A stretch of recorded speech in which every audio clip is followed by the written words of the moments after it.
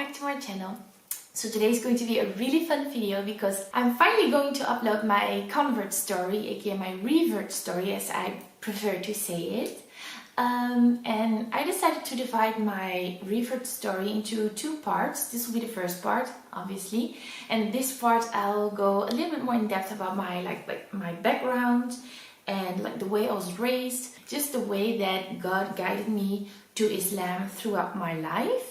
And then in the second part that I'll upload next week, inshallah, I will go more in depth about the rational and the logical reasons why I ended up accepting Islam as the religion of the truth and as my way of life. So make sure to subscribe so you don't miss out on that. And without any further ado, let's get into this video. So to start off with, I grew up in a Christianish family. We didn't pray at home, but at the same time we went to church, okay, maybe once a year during Christmas, maybe twice a year when it was Easter, but once a year we went to church. We didn't pray. However, we did go to a Christian school where we were taught a little bit about the Bible. I also had a Bible at my house. It was like a children's version of the Bible, which I absolutely loved. However, now that I look back at it, look back at my life, I feel like I was raised pretty much with the same morals and values as in Islam. Also, when I was little, I always believed that there was a God. I never doubted the existence of a God, even though my family did.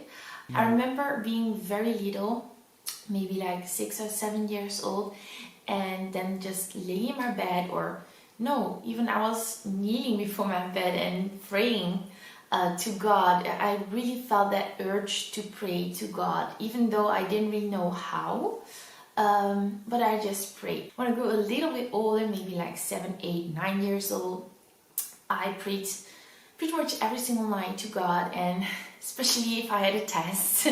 And I remember sitting on my bed and praying to God, praying dear God in the heavens and the earth, please hear me out. I know you're so busy fixing wars and healing the sick and I don't know what, but please, if you have time, I do have a test tomorrow. Can you please, help me a little bit with that?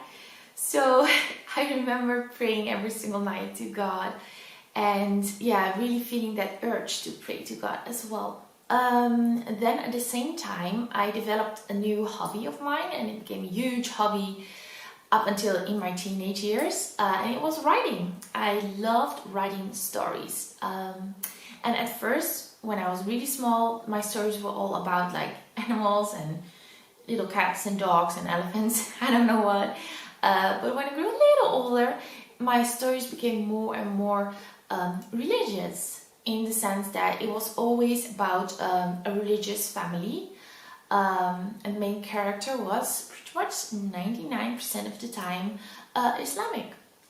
And I don't know why, this was just a really weird interest of mine, because I grew up in this village with pretty much 0 Muslims. I never met a Muslim in real life. I was just still little, so I was not really looking at the news and all, but I just had this weird interest in Islam. So today, Islam is a way of life to me. But when I look back, when I was small, it was just this interest of mine, and I never pictured myself being a Muslim myself.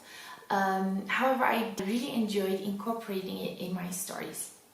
And to make my stories more based on the truth, I often went to the library, to the information section, and then I just read a whole bunch of information about Islam. So Islam was really interesting to me, but it didn't really impact me directly. Moving on to my teen years, I was still writing a lot of stories. It was still my greatest hobby, and my stories were still pretty much 99% of the time based on religion. However, in my own life, I kind of lost the connection with God at that time. So I went to high school, and like I said, I grew up in this village with 0 Muslims. There's just no religion in my direct environment. So I lost that connection with God. Couple of years later, I went to study and I went to a big city, and that was the first time that I met Muslims in real life, or at least people who claimed to be Muslim. I was really confused at the time observing those people. It didn't match with the way that I thought Islam was supposed to be. It didn't match with the way that I described Islam in my own stories, and also it didn't match with me. It didn't match with my own morals and values. So at that time, Islam became like a far from my bed show. And Islam in the media, that didn't really help either. So my interest in Islam did not disappear at all, actually, but this all caused me to have so much more questions about Islam. And I didn't know who to ask it to, all the way up until I actually met my husband. So my husband was one of the first, if not the first Muslim that I met who actually matched with my idea of what Islam was supposed to be. It matched with the way that I described Islam in my stories, as well as he matched his behavior. It all just matched with me. So he was, to me, the right person to ask all the questions that I had left.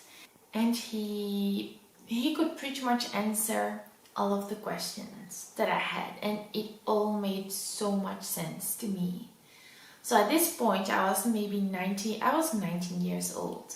Because it all made so much sense to me, everything that he explained, I just had this extra motivation to again investigate Islam. Like the fire inside of me, it burned again, and this time I started researching Islam in an academic way instead of in a childish way, just to write my own stories.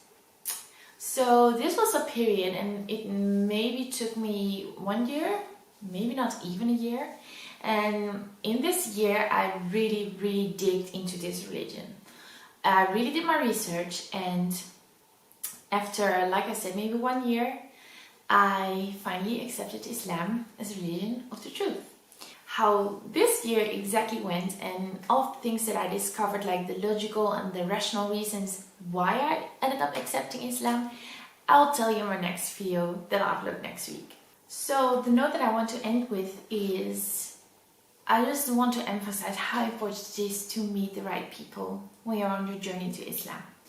If I, for example, never met my husband, I don't know if I would have had that motivation to really dig into this religion and to really reinvestigate Islam the way that I did. So long story short, this was just my background, just the way my life went by up until the point that I accepted Islam. So this is the end of my video. This is the end of my story, how my life went by and how God guided me to Islam throughout my life. Hope you liked it. If you did, please hit that like button and subscribe to my channel. And I'd love to see you in my next video. Assalamu alaikum. Bye bye.